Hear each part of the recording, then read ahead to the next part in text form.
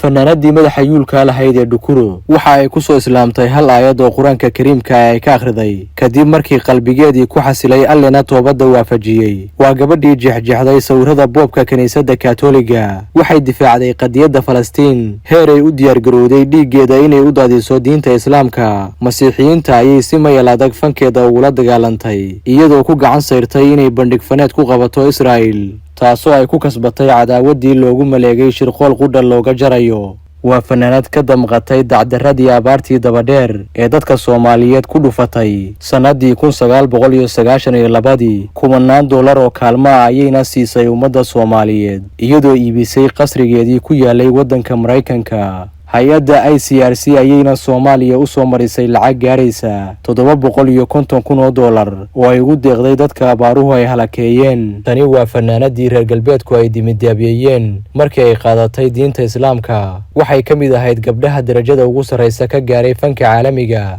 kolkii ay ku soo caan baxday heeso jecel oo dhiiga iyo dhuuxa dhaqaajinaya. gabadha xaday qalbiyada malaayiin mucaashaqiin faneeda oo codkeeda ku muraaqooda marka ay masraxa soo fuusho. heesaheeda ayaa laba qarxay sanadihii 80-meeyadii, balse dagaal ay la gashay kaniisadaha Kaatooliga ayaa jilbaha u laabay dhulkana la jaray. fankeedii sida dayaxa u iftiimayay, jaaheeda qurxoon, jamaalka qoobka ciyaarkeeda, laafyaheeda xaragada leh iyo codkeeda halaasiga ayaa ka yeelay fanaanad la hollin waayay oo lagu magacaabi jiray Sinead O'Connor, una dhalatay dalka Ireland. ayaa akhbaarta la xiriirta geerideeda ay qabsatay dunida oo dhan, waxaana ka tacsiyeeyay badi hogaamiyeyaasha Islaamka oo ay ugu horeeyaan madaxda waddanka Falastiin. fadlan like saar muuqaalkan, haddaad noo sheer garaysana waxaan goyn doonaa malaayiin mayl. ma jeceshahay barashada Quraanka Kariimka iyo duruusta shareecada Islaamka? haddaba ha moogaan Quraan Classes Online oo ay diyaar ku yihiin culimo awdiin adigoo gurigaaga jooga si online ku baraya Quraanka, axaadiista iyo luqadda Carabiga. wixii faahfaahin kala xiriir nambarada shaashada kaaga muuqda. tani waa qisada gabadhii heesaaga ahayd ee reer Ireland oo iyadoon muslim ahayn jeexjeexday sawirka Bob John Paul II, kadibna hal aayad oo ka mid ah Quraanka Kariimka oo ay akhriday darteed ay ku soo islaamtay. geerideeda ayaana ilaa iyo hadda laga hadal hayaa adduunka oo dhan, markii ay maalinimadii Arbacada ahayd ku geeriyootay magaalada London ee waddanka Ingiriiska. idaacadda qaranka Ireland ayaa tebisay geerida fanaanadii caanka ahayd oo magaceeda bedeshay markii ay qaadatay diinta Islaamka. horey waxaa loo oran jiray Sinead O'Connor, markay soo islaamtayna waxay la baxday Shahiida oo ka mid ah magacyada ay la baxaan dadka muslimiinta, kaasoo astaan u ah xaqudirirnimada ama u dagaalanka diinta Islaamka darteed. waxay ahayd qof ka mid dhalisay magaca ay qaadatay ee Shahiida, waxayna si maragma doontaa intii ay Islaamka ahayd u difaacday diinta Islaamka. idaacadda qaranka waddanka Ireland ayaa laga wariyay in qaranka Ireland uu u tacsiyeynayo qoyska iyo saaxiibada ay ka geeriyootay fanaanadan, waxayna idaacaddu codsatay in gabadha la dhowro xuquuqdeeda gaarka marka laga falcelinayo geerideeda. ra-iisul wasaaraha dalka Ireland Leo Varadkar ayaa wuxuu bartiisa Twitterka ku soo qoray: aad baan uga naxay markii aan maqlay geerida fanaanadii geesiyadda ahayd. heesaheedu waxay ahaayeen kuwo caalamka oo dhan laga jecel yahay, waxayna lahayd hibo aan la loodin karayn. gabadhan ayaa waxay caan ku ahayd dagaalkii ay la gashay kaniisadaha Kaatooliga oo ay ku eedeyn jirtay inay caan ku yihiin ku xadgudubka carruurta, waxayna fankeeda si aan gabasho lahayn ugula dagaalantay kaniisadaha Kaatooliga sanadihii 80-meeyadii ilaa iyo 90-meeyadii qarnigii tegay. sidoo kale waxay caan ku ahayd codkeeda halaasiga, mayal adayga iyo dhiiranaanteeda oo uu heliyo madaxeeda xiiran ee yuulka. gaar ahaanna waxay ku soo baxday heesteedii caanka ahayd ee Nothing Compares to You oo la macno ah wax lagu dhigo ma jiraan, taasoo ay kaga yaabisay dadka dhaleeceeya heesaha. waxay kaloo noqotay heestii ugu fiicnayd ee sanadkaa gilgishay masraxyada muusiga adduunyada, waxaana heestaa lagu iibiyey lacag ka badan $7 milyan.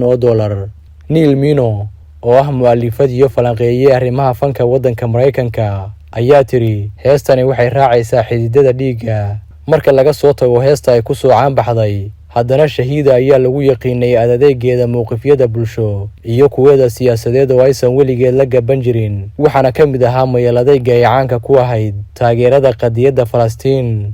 mar iyadoo warbaahinta waraysi siinaysay ayay sheegtay hadda ka hor ma jiro qof caqli leh oo aysan qalbigiisa ku qarsoonayn taageerada qadiyadda reer Falastiin, sababtoo ah ma jiro qof bani aadan damiir leh oo qalbigiisu uusan ka damqanayn cadowtinimada askarta Yuhuuddu ay kula dhaqmayaan shacabka reer Falastiin. intii aysan islaamin shuhada sadaqaad sanadii 2016 waxay mar qura beddeshay sawirka gabdhaha fanka ku jira iyadoo caan ku noqotay mowqifyadeeda siyaasadeed iyo la dagaalankii ay sannado badan kula jirtay kiniisadaha kaatooliga si bannaanka loo soo dhigo tacadiyada kiniisadaha iyo faraxumaynta boobabku ay u geysan jireen carruurta.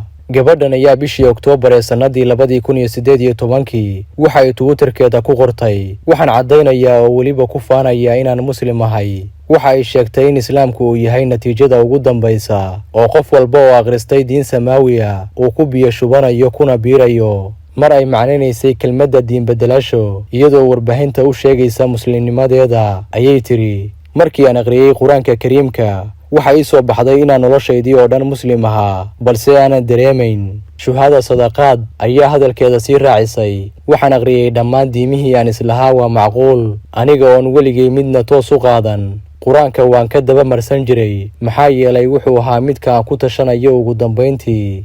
laakiin markii aan quraan ka bilaabay oo aan akhriyay 2 juz waxa ii soo baxday badbaadadayda iyo inaan lunsanaa. sidoo kaleeto tabiyihii barnaamijka ayaa weydiiyey xijaabka ay xiran tahay iyo inuu la quman yahay. waxay tiri, waan jeclahay xijaabka sidaa awgeed ayaan u xirtay. midda kale waxaan qabaa in xijaabku u taagan yahay sida mucatabka kiristaanka lagu yaqaan. anigu markaan xijaabka xiranahay waxay muujinaysaa inaan muslim ahay, weliba aan karaamaysanahay oo ka tirsanahay ummadda muslimka. waxaana dad badan oo u ololeeya qadiyadda Falastiin ay ku ammaaneen sida ay ugu dhiiratay inay ka hadasho wax dad ka saamayn badnaa ay ka hadli waayeen ama ka cabsadeen. waxaana lagu xasuustaa inay baajisay xafladdii muusiga ee lagu qabanayay dhulka yuhuuddu ay haysato ee Falastiin sannadii 2014 iyadoo diiday inay booqato meel dad muslimiina lagu dhibaataynayo xoogna looga haysto. bishaaro u gaara qurbo joogta Soomaaliyeed, gaar ahaan kuwa qaata cayrta aan ku fillayn ama kuwa mushaharkoodu uusan kaafin karin qoysaskooda kala jooga dalka hooyo iyo qurbaha. mudanayaal iyo marwooyin, tani waa fursad ganacsi oo ay idiin soo bandhigayso shirkadda caalamiga ee Forever Living, taasoo laga leeyahay waddanka Maraykanka. haddii aad tahay jeeb miskiin aan qurbaha haad ku hayn ama aad tahay taraagle, tani waa fursaddii aad maalqabeenka ku noqon lahayd. waxaana ka shaqaysan kartaan idinkoo jooga guryihiinna ama goobaha shaqada. kol haddaad rabto dhaqaale dheeri ah ama doonayso inaad noloshaada wax ka beddesho, fadlan la xiriir manager Fawziya oo ah ganacsade guulaystay heshayna abaalmarino sarreeya muddadii ay ka mid ahayd Forever Living.